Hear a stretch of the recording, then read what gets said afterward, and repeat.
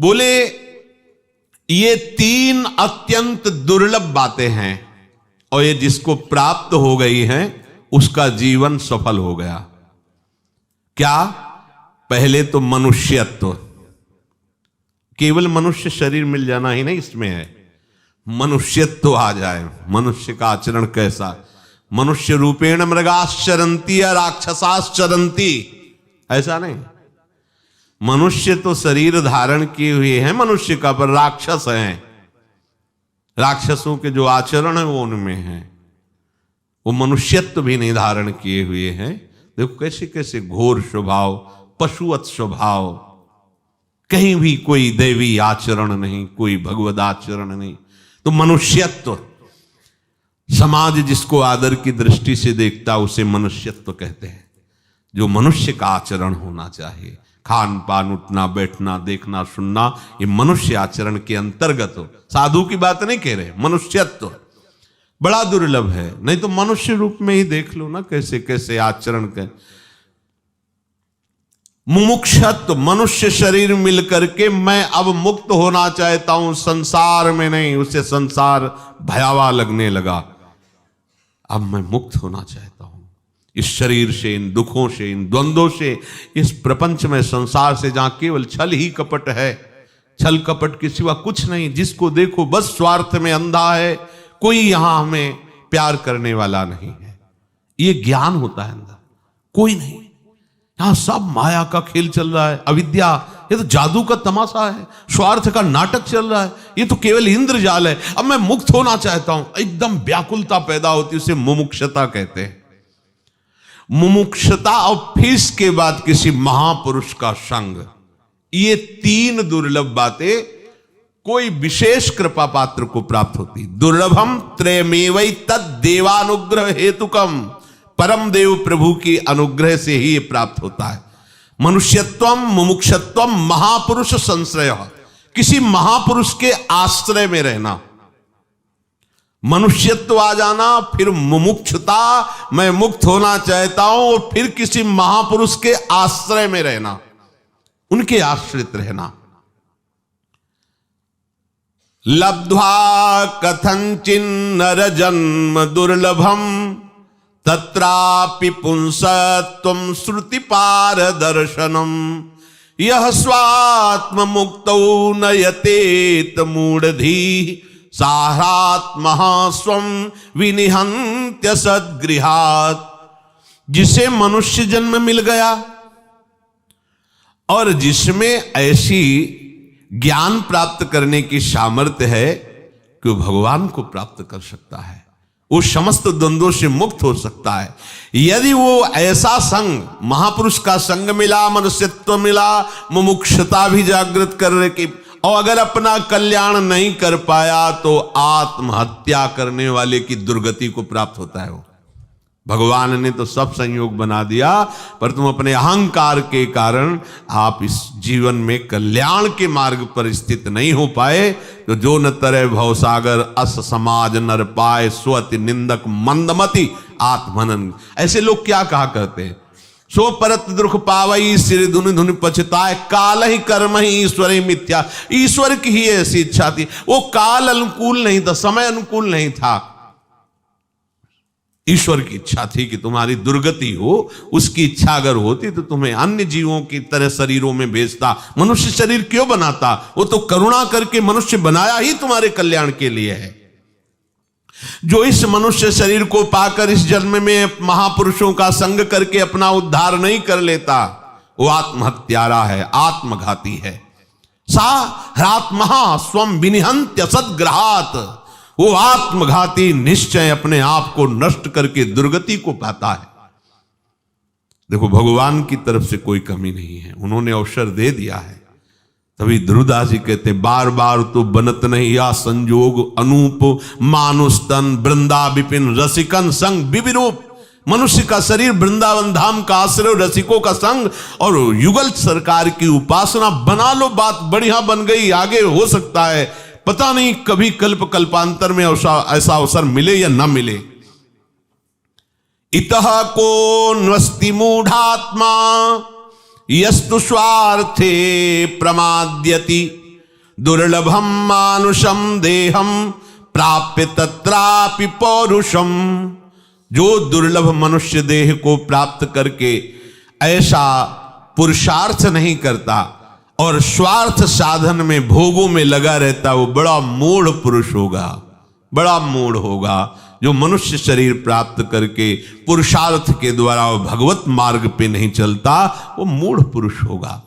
वदन्तु शास्त्राणि यजन्तु देवान् कुर्वन्तु कर्माणि भजन्तु देवता आत्मैक्य बोधेन बिना विमुक्तिर् न सिद्ध्यति ब्रह्म सतांतरेपि।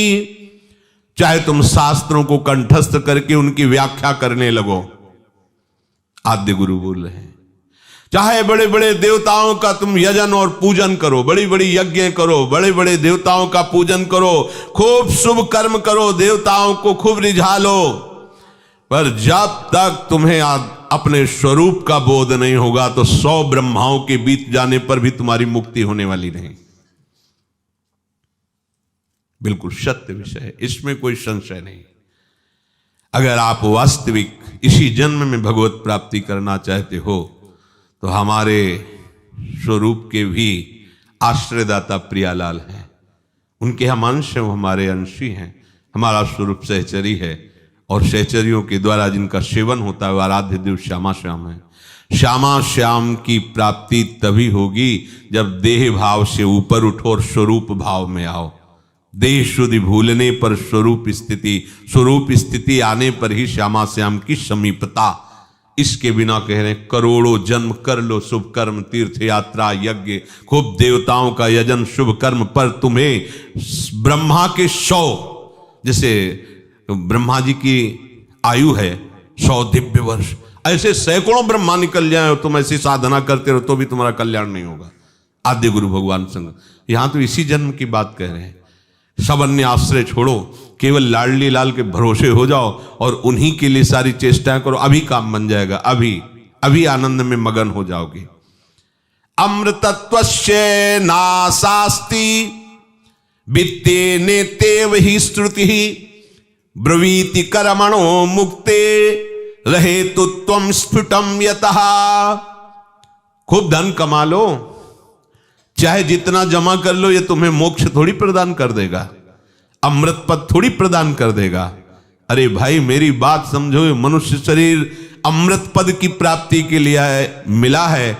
इस व्यर्थ चेष्टा में मत फंसो कि हम इतना करोड़ों धन कमा लें, इतना बैंक में 4 रोटी दाल सब्जी यही पाओगे, 3.5 हाथ की भूमि में सोओगे और जितने दिन आयु उतने दिन इसमें रहोगे, इसके बाद चले जाना है। बैंक बैलेंस किस काम में आएगा? सारा का सारा जीवन उसमें बढ़ाते चले जा रहे हो, दिमाग में संख्या बढ़ती जा रही, किस काम में आएगा? वो बैंक में रखा हुआ है, मर जाओगे, चले जाओगे। ये अमृत पद थोड़ी प्रदान कर देगा। अमृत पद तो राधा राधा राधा परम धन राधा नाम आधार, ये राधा नाम सुधा रसम, ये अमृत रस है, ये अमृत पद है, इसको इकट्ठा करो। इसलिए अतो विमुक्त्यै प्रयतेत विद्वान संन्यस्त बाह्यार्थ सुख स्पृहासन संतम महंतम समुपेत देशिकम तेनोपदिष्टार्थ समाहितात्मा। इसलिए विवेकवान को चाहिए कि संपूर्ण भोगों का संग त्याग करके किसी संत शिरोमणि गुरुदेव का आश्रय लो और उनके उपदेश किए हुए उपासना में समाहित होकर प्रयासरत हो जाओ। आदि गुरु भगवान शंकराचार्य जी कह रहे, वही विद्वान वही विवेकी है जो संपूर्ण भोगों का संग त्याग करके सदगुरुदेव उनके चरणों का आश्रय लेकर उनके उपदेश के अनुसार पूरी सामर्थ्य लगाओ और जैसा वो आज्ञा करें वैसा चल दो, तो तुम उस पद को प्राप्त हो जाओगे जिसके लिए मनुष्य शरीर मिला है। उद्धरेदात्मनात्मानं मग्नं संसार वारिधौ योगारूढ़त्वमासाद्य सम्यक दर्शन निष्ठया। क्योंकि तुम्हारा उद्धार केवल तुम्हारे ही प्रयत्न से होगा। समझिए, अब गुरु का कितना भी प्रयास हो, आप उनके आज्ञा के अनुसार नहीं चलेंगे, सब व्यर्थ हो गया ना। निरंतर सत्य वस्तु की प्राप्ति के लिए उपासना में आरूढ़ हुआ उपासक अपने आत्मा का उद्धार स्वयं करता है। गुरु उपदेश करता है, गुरु मार्ग बताता है, पर चलना तो आपको पड़ेगा। अगर आप ना चले तो सब व्यर्थ हो गया ना। शरणागत मंत्र, निज मंत्र और सब उपदेश सब माटी में मिल गया। क्यों? क्योंकि आपको चलना नहीं, आपको जपना नहीं, आपको मानना नहीं। तो इसीलिए कह रहे हैं आपके द्वारा आपका कल्याण होगा। उपदेश दिए जा रहे, मंत्र दिए जा रहे, मार्ग बताया जा रहा है, पर आप स्वीकार ना करो तो आप अपना उद्धार स्वयं नहीं कर रहे हैं। आपने स्वीकार कर लिया तो आपके द्वारा ही आपका उद्धार हुआ। अगर आप ना चाहें तो आपका कोई उद्धार नहीं कर सकता। जैसे अभी तक भगवान के कितने अवतार हुए, आपका उद्धार नहीं हुआ क्योंकि आपने चाह नहीं की। और आज चाह कर लो तो आज से ही आप मुक्त होना शुरू हो गए। जिन जिन विषयों को छोड़ते जा रहे हैं, जिन जिन संबंधों को छोड़ते जा रहे हैं, आप मुक्त होते जा रहे हैं। चित्तस्य शुद्धये कर्म न तु वस्तुपलब्धये वस्तु सिद्धिर विचारेण न किंचित कर्म कोटि भी। जैसे पीछे सत्संग में वर्णन किया गया कि कर्मों से केवल भगवत प्राप्ति नहीं होती, कर्म योग से होती है। केवल कर्मों से नहीं होती। कर्म तो सब कर रहे हैं, पर कर्म योग कोई बिरला कहता है, जिससे पीछे चर्चा हुई। तो कह रहे हैं कर्म योग जब किया जाता है तो चित्त शुद्ध होता है, पर उसमें तत्व ज्ञान होता है विचार से। शरीर नहीं, ये भोग नहीं, ये मेरा विषय नहीं। अब इसे अगर स्वीकार करते रहो कि मैं शरीर मैं भोग, तो आप कर्म करते रहो, जन्म जन्म व्यतीत होते चले जाएंगे। आपको स्वीकार करना होगा। जो चीज जान रहे हो उसके आगे कदम बढ़ाओ।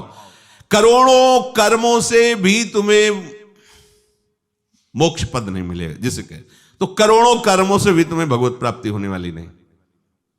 कब? जब तक वो सारे कर्म भगवत अर्पित नहीं कर दोगे, दूसरों के सुख के लिए नहीं करोगे। जहां तुम अपने लिए अपने कर्ता भाव से करोगे तो तुम्हें यहां से ब्रह्मलोक तक दौड़ भाग करनी पड़ेगी, भगवत प्राप्ति नहीं होगी। रोज सत्संग में सुनते हो अपने लिए अब कर्म नहीं है, क्योंकि अपने तो श्री जी है ना। अब अपने शरीर को मानकर कर्म नहीं करने, अब जो भी करना श्री जी के लिए, परिवार पोषण, व्यापार, नौकरी, सब आराध्य देव की प्रसन्नता। नाथ सकल संपदा तुम्हारी, मैं सेवक समेत सुत नारी। ये गृहस्थ और विरक्त मन वचन कर्म से स्थूल सूक्ष्म कारण तीनों को भगवत समर्पित कर अभी अभी काम बन गया। भली भांति विचार करो, जो हम कह रहे हैं उसको ऐसे समझो। आद्य गुरु भगवान शंकराचार्य। कोई तर्क कर सकता है कि करोड़ों कर्मों से क्यों भगवत प्राप्ति नहीं होगी, क्यों तत्व ज्ञान नहीं होगा? तो कह रहे हैं कि जैसे दूर पड़ा हुआ सर्प दिखाई दे रहा है वो रस्सी। अब तुम करो जादू टोना मंत्र, बुलाओ सब झाड़ फूंक करने वाले को, वो है रस्सी दूर से दिखाए और आपको भ्रम हो गया सर्प है। अब बुलाओ झाड़ फूंक और सब सपेरा और दुनिया के सब बुला डालो और वहां नजदीक ना पहुंचो, दूर से खूब मंत्र चलाओ, तो क्या तुम मुक्त हो जाओगे क्या उस सर्प भय से? कैसे होगा मुक्त? नजदीक पहुंचो और अपनी आंख से देखो कि सर्प नहीं, ये रस्सी है। अब किसी क्रिया की जरूरत नहीं है, देख लिया ना तुमने, बस। तो ये कह रहे हैं तुम अपने स्वरूप को पहचानो। तुम स्थूल शरीर नहीं हो, तुम सूक्ष्म शरीर नहीं हो, तुम कारण शरीर नहीं हो, तुम्हारा कोई नहीं है, ये भ्रम है, स्वप्न है, वो रस्सी है, सांप नहीं है। ऐसे तुम समझो, तुम भगवत अंश हो, भगवत स्वरूप हो। ये क्रियाओं से नहीं होगा, तुम्हारे समझने से होगा। और ये समझ ठीक तभी होगी जब किसी महापुरुष का आश्रय लेकर उपासना मार्ग में आरूढ़ होगे। वासना जनित कर्मों का त्याग करके जब उपासना करोगे तो चित्त शुद्ध होगा। शुद्ध चित्त में प्रकाश में, जैसे रस्सी में सांप का भ्रम था तो रस्सी दिखाई दे गई, ऐसे ही जब चित्त शुद्ध होता है तो उसमें परमात्मा स्वरूप का अनुभव होता है। इसलिए आदि गुरु भगवान शंकराचार्य जी कह रहे कि मोक्ष कारण सामग्र्याम भक्तिरेव गरीयसी। अद्वैत सिद्धांत के आचार्य है, पर कह रहे मोक्ष प्राप्ति के लिए सबसे श्रेष्ठ भक्ति है। मोक्ष कारण सामग्र्याम भक्तिरेव गरीयसी। मैं प्रभु का हूं, प्रभु मेरे हैं, आप जो कुछ मेरे पास सब प्रभु का है। जो भी चेष्टा होगी मेरे आराध्य देव की प्रसन्नता के लिए होगी। अब आपको ये अटकल नहीं लगानी पड़ेगी कि मैं शरीर नहीं हूं, रुचि ही नहीं रह जाएगी। धीरे धीरे ये तुम्हें ऐसे नजर आने लगेगा जैसे एक नवीन बढ़िया कीमती कपड़ा तुम्हारा टंगा हो पहनने के लिए, तो उस पुराने कपड़े का महत्व क्या रह जाता है? एक सेकंड में उतार के फेंकने का मन होगा, क्योंकि वो बहुत कीमती और अच्छा कपड़ा है। तो हमें सहचरी स्वरूप दिखाई दे रहा कि वो मिलेगा। हाँ, ये पांच भौतिक मल मूत्र से भरा हुआ है, इसको त्यागने में कितने सेकंड लगेंगे? पर वो आपको अनुभव में आए तब ना, नहीं तो नया मिला ले पुराना उतार देंगे तो भय लगेगा ना। बस ऐसी हालत है। अगर आपको श्री जी के चरणों की प्रियता से ये बात समझ में आने लगे कि मुझे श्री जी के पास जाना है, अब तो मुझे वो भावदेह की प्राप्ति होगी आचार्य कृपा से, गुरु कृपा, इससे बिल्कुल राग खत्म हो जाएगा। तुम्हें अटकल नहीं लगानी पड़ेगी वेदांत की। व्यास सुवन प्रसाद देह मानसी गढ़े चित्त, बड़ा आनंद में। तो अपने आराध्य देव के चरणों में समर्पित चित्त वृत्ति ही समस्त साधना का फल है। चाहे वो ज्ञान से हो, चाहे वो कर्म योग से हो, चाहे भक्ति योग से, इनमें भी स्वयं ज्ञान का स्वरूप है आचार्य चरण। और कह रहे मोक्ष कारण सामग्र्याम भक्ति रेव गरीयसी, मोक्ष सामग्री में सबसे श्रेष्ठ, गरीयसी माने श्रेष्ठ, ये भक्ति है।